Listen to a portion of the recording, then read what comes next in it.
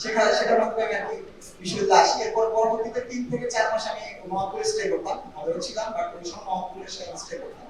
তো তরঙ্গের সাথে আমার একটা অন্যরকম স্মৃতি আছে, মানে আমি পরবর্তী মিরপুরে চলে আসি। তারপর এরপরও তরঙ্গের সবসময় একটা স্পেশাল একটা ইয়ে আছে, আমার জায়গা আছে। প্লাস আমার তরঙ্গে যারা সবসময় আমার বিভিন্ন কমিটিতে যারা ছিল সবাই আমার কাছের সিনিয়র এবং বন্ধু বান্ধব। তরঙ্গ বাসের সাথে সবসময় আমি চেষ্টা করছি সবসময় আমার কোলাবোরেশনটা রাখতে, যেহেতু আমার পাশের রুটের বাস। এছাড়াও বিভিন্ন সময় দেখা গেছে যে যখন আমরা বাস রিলেটেড যখনই যে কাজগুলো করেছি বিশ্ববিদ্যালয়ের জন্য, তখন তরঙ্গকে আমি সবসময় পাশে পেয়েছি। এই যে বিগত 1 বছর জুলাই গণঅভ্যুত্থান পরবর্তী 1 বছরে আমরা যে কাজগুলো করেছিলাম বাস রুটের সংস্কার বা অন্যান্য যেসব কাজগুলো বিশ্ববিদ্যালয়ের বিভিন্ন স্টেক হোল্ডারদের সাথে বসা, বাস পরিবহন সংশ্লিষ্ট যত স্টেক হোল্ডার আছে তাদের সাথে বসে যে কাজগুলো করা, বাসের যে মৌলিক সংস্কারগুলো করা বা যে সমস্যাগুলো ছিল সেগুলো ব্যাপারে আমরা কাজ করেছি তরঙ্গের সাথে এবং বাসের সাথে। এক্ষেত্রে আমরা তরঙ্গ বাসের একটা কার্যকরী ভূমিকা রেখেছি এবং আমরা সবাই মিলে একসাথে কাজ করেছি।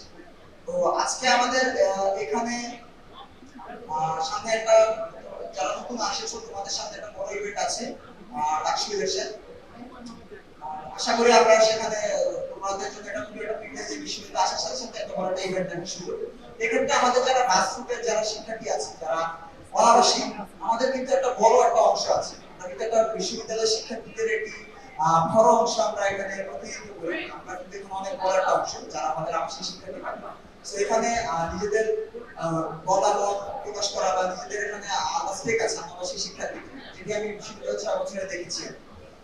তো আশা করি তরঙ্গের সাথে তোমরা যারা আজকে তরঙ্গ বাসের যারা আছো, নবীন আছো, তরঙ্গ বাসের সাথে তোমাদের সবার যাত্রা শুভ হবে।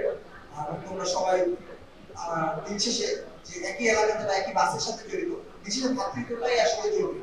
তো আমরা চেষ্টা করেছি বিগত সময়ে যত বাসগুলো আছে আমরা সবাই দিন শেষে আমাদের বলছি আমরা অনাবাসিক শিক্ষার্থী। অনাবাসিক শিক্ষার্থীদের নিজেদের মধ্যে ভাতৃত্ব এবং বন্ধনটা সবসময় বজায় রাখাটা জরুরি। যে কোনো ক্রাইসিস মোমেন্টে, বিপদ আপদে যেটা সবসময় এটা প্রকাশ হয়। যদি উদাহরণস্বরূপ বলা যায় রিসেন্টলি কোনো চিন্তা গেল সময় যখন বিশ্ববিদ্যালয় বন্ধ হয়ে গেল, বন্ধ হয়ে গেল সরকার, তখন কিন্তু যার যার এলাকাতে বাস রুটের যে যার সংশ্লিষ্ট এলাকাতে কিন্তু আমরা নিজেরা বিশ্ববিদ্যালয়ের ব্যানারে বাস রুটের ব্যানারে আমরা জুলাই গণঅভ্যুত্থানে মাঠে ছিলাম। তো সেটি সবসময় মাথায় রেখে আমি আশা করবো যে তরঙ্গে তোমরা যারা নতুন আছো তোমাদের তরঙ্গের সাথে যাত্রা শুরু হোক। সবাইকে ধন্যবাদ।